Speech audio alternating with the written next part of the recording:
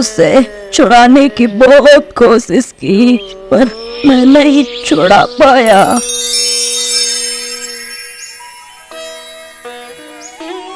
माँ, गर्मियों की छुट्टी कब से लगी है? आप मुझे नानी के घर क्यों नहीं ले जा रही हो? चलो ना माँ, मुझे नानी के घर जाना है। हाँ मेरे प्यारे बेटा, नानी के घर जरूर जाएंगे, तुम जिद मत करो। ऐसे तो आप रोज बोलती हो, पर लेकर नहीं जाती हो। मुझे अब नहीं खेलना, मुझे कहीं नहीं जाना, मुझे बस नानी के घर जाना है। अरे टोनी चिड़िया, बच्चा इतना जिद कर रहा है तो ले जाओ ना उसको। अरे कालू भाई, मैं भी चिंटू को अपनी माँ के घर ले जाना चाहती हूँ, पर माँ का घर चंपक वन में पड़ता है, जो यहाँ से बहुत दूर है। चिंटू अभी छोटा है, इतना नहीं उड़ सकता। अरे टोनी, बस इतनी सी बात। एक काम करो, मैं तुम्हारे साथ चलता हूँ। चिंटू मेरी पीठ पर बैठ जाएगा और मैं उड़कर उसे चंपक वन तक छोड़ दूंगा। हाँ माँ, कौवा चाचा सही बोल रहे हैं। चलो ना माँ, मान जाओ ना प्लीज, मैं चाचा की पीठ पर बैठ जाऊंगा। ठीक है कालू भाई, मैं तैयारियां कर लेती हूँ, हम सुबह सुबह निकलते हैं। दूसरे दिन तीनों चंपक वन के लिए निकल जाते हैं।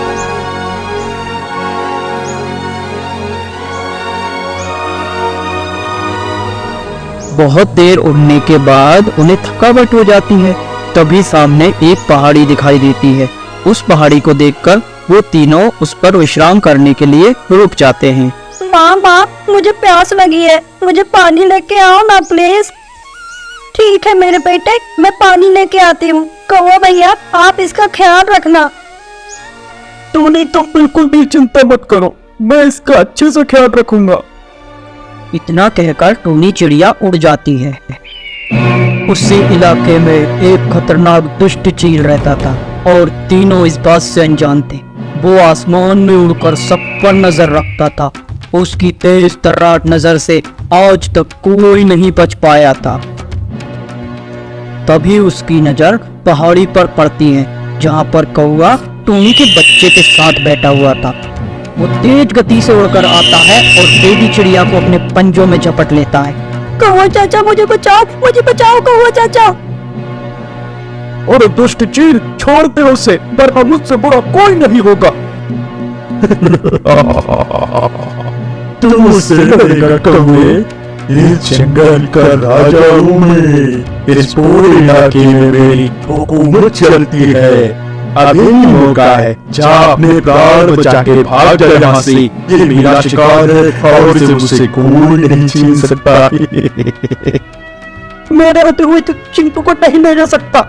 इतना कहकर कौवा हमला कर देता है, लेकिन दुष्ट चील से एक ही बार में कौवा चित्त हो जाता है।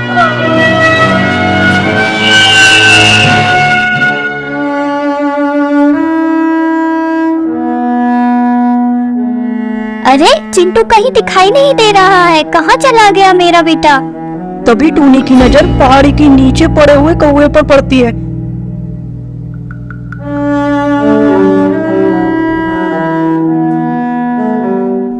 अरे कौवा भैया, आपको ये क्या हुआ और आपकी ये हालत किसने की? मेरा चिट्टू कहाँ है? टोनी, मैंने उससे छुड़ाने की बहुत कोशिश की, पर मैं नहीं छुड़ा पाया। आप किसकी बात कर रही हैं? मुझे घबराहट हो रही है। बताओ भाई, किसने मेरे चिंटू को ले गया? वो एक चील था टोनी, मैं उससे नहीं लड़ पाया। मुझे माफ करना।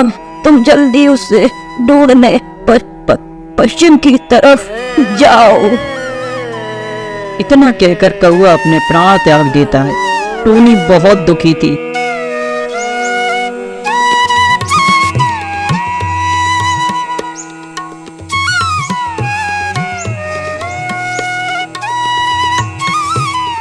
बहुत देर तक उड़ने के बाद उसे एक मैना दिखाई देती है। टोनी मैना के पास जाती है। अरे टोनी चिड़िया, इतनी घबराहट में कहाँ जा रही हो? मेरे बेटे को एक चील लेकर गया है, दीदी बस उसे ही ढूंढ रही हूँ। टोनी, ये काम जरूर उस कालिया चील का होगा। उसकी गुफा पास में ही है, लेकिन टोनी, उसने चिंटू को अपने कैद खाने में छुपा दिया होगा।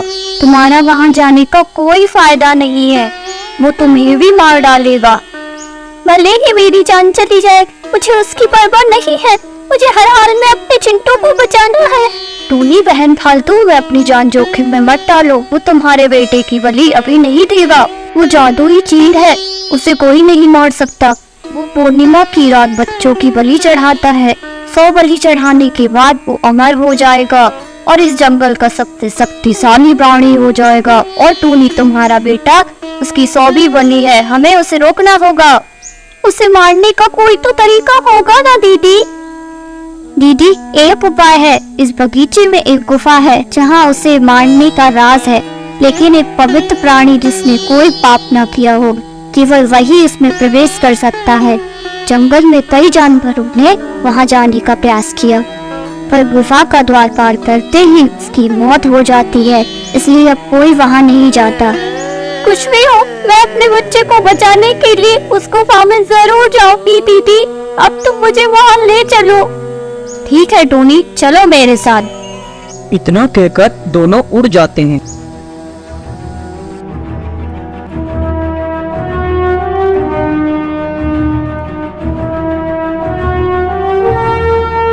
जादुई गुफा के पास पहुंचते ही मैना रुक जाती है और टूनी से बोलती है, देखो टूनी, वो है गुफा का द्वार। तुम्हें उसे पार करना होगा, मैं इससे आगे नहीं जा सकती। ठीक है मैना, तुम यही इंतजार करो। मुझे कोशिश तो करनी होगी। या तो मैं आज मरूंगी या अपने बेटे को उस दुष्ट से बचाऊंगी। टूनी मन ही मन भगवान से प्रार्थना करती है और डरते डरते उस जादुई गेट में प्रवेश कर जाती है। टूनी का दिल बिल्कुल साफ था, उसने कभी किसी के साथ गलत नहीं किया था, इसलिए वो गुफा के द्वार को बड़े आराम से पार कर जाती है। आपका बहुत बहुत धन्यवाद भगवान, आपने मुझे इतनी शक्ति दी कि मैंने पहली चुनौती तो पार कर ली। टूनी धीरे धीरे गुफा की तरफ बढ़ने लगती है।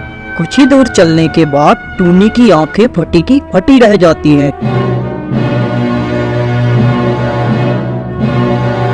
सावधान, एक कदम भी आगे बढ़ाया तो भस्म हो जाओगी।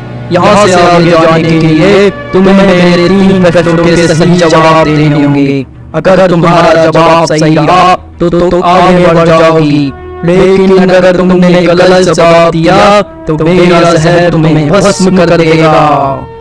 ठीक है नाग देवता, मैं आपके सारे प्रश्नों के उत्तर दूंगी। आप छे तो बताओ चिड़िया, हार जीत का खेल कहता, नरक में निश्चित ले जाता। व्यसन बड़ा है ये दुखदाई, नाम बताओ नाम बताओ। हार जीत का खेल नरक पर ले जाता दुखदाई से। नागराज, इसका उत्तर है जुआ। सही जवाब। अब दूसरा प्रश्न सुनो। आता है तो फूल खिल जाते, पंछी गाते गाना, सभी को है जीवन देता, पर उसके पास न जाना। पंछी गाना सुबह गाते हैं, आने से फूल खिल जाते हैं, किसके पास नहीं जा सकते? हाँ हाँ, इसका जवाब है सूरज। वाह चिड़िया रानी वाह, तुमने तो सही जवाब दिया। अब आखिरी पहेली का जवाब भी दो। आंख मूंद कर खाते हैं और खाकर पछताते हैं, जो कोई पूछे क्या था वो तो कहते शर्माते हैं। नागराज, आपके आखिरी सवाल का जवाब है धोखा। धोखा खाना। वाह चिड़िया रानी वाह, तुमने मेरे 3 प्रश्नों के सही जवाब दिए। अब तुम यहाँ से अंदर जा सकती हो। 3 प्रश्नों के उत्तर मिलने के बाद नागराज गायब हो जाते हैं और चिड़िया उड़कर आगे बढ़ जाती है। थोड़ी दूर चलने के बाद वो देखती है कि एक तरफ से रोशनी आ रही है।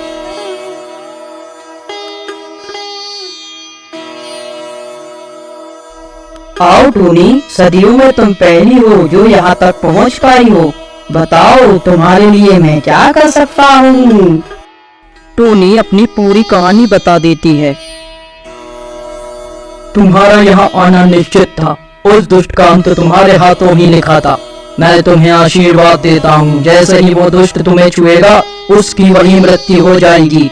लेकिन तुम्हें जल्दी जाना होगा टूनी, अगर उसने 100वीं बलि पूरी कर ली तो उसे मारा नहीं जा सकता, इसलिए तुम जल्दी जाओ। टूनी फटाफट वहाँ से निकलती है और मैना से मिलती है। वो मैना को सारी बातें बताती है अब मैना उसको लेकर दुष्ट चील की गुफा की तरफ चल देती है।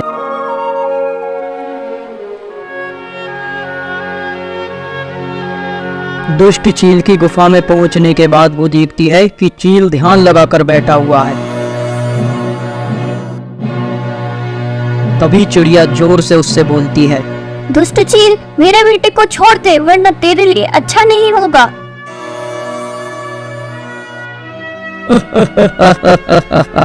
ओह, तो मुझे मारने के लिए एक पिट्टू सी चिड़िया आई है। तू क्या करेगी चिड़िया? भाग जा और अपनी जान बचा ले जा। मैं यहाँ भागने नहीं, तुझे मारने आई हूँ दुष्ट। तेरे अत्याचारों से इस जंगल को मुक्त कराने आई हूँ। ओह, तो तू मुझे मारेगी नादान चिड़िया? मैं सोच रहा था कि तुझे ना मारूं, पर अब मैं तुझे मारूंगा नहीं। तेरे बच्चे की बनी तेरी आंखों के सामने दूंगा, तब तेरी अक्ल ठिकाने आएगी कि तूने किससे दुश्मनी मोल ली है। मैं इस जंगल का राजा हूँ। अब बातें ही करेगा या मुझसे लड़ेगा? ताव में आकर चील टूनी चिड़िया पर हमला कर देता है। चील का दम घुटने लगता है और वो वहीं पर मर जाता है। टूनी जल्दी से अपने बच्चे को छुड़ाती है और उड़कर बाहर आ जाती है। बाहर आकर वो देखती है कि जंगल के सारे जानवर उसके सामने बैठे हुए हैं और उसका अभिवादन कर रहे हैं। टूनी को बहुत खुशी होती है, लेकिन सबसे ज्यादा खुशी उसे अपने बच्चे को वापस पाकर होती है। तभी टूनी का बच्चा उससे बोलता है, माँ, मुझे मालूम था माँ, आप मुझे जरूर बचा लोगी, आप मुझे बचाने जरूर आओगी। टूनी अपने बच्चे को गले लगा लेती है। तो मित्रों, मम्मा चिड़िया और बेबी चिड़िया जंगल के जानवरों से विदा लेते हैं और अपने सफर पर निकल पड़ते हैं। उनका ये रोमांच से भरा सफर आगे भी जारी रहेगा। तब तक के लिए नमस्कार, धन्यवाद। अगर आपको हमारी कहानी अच्छी लगी तो चैनल को सब्सक्राइब करें।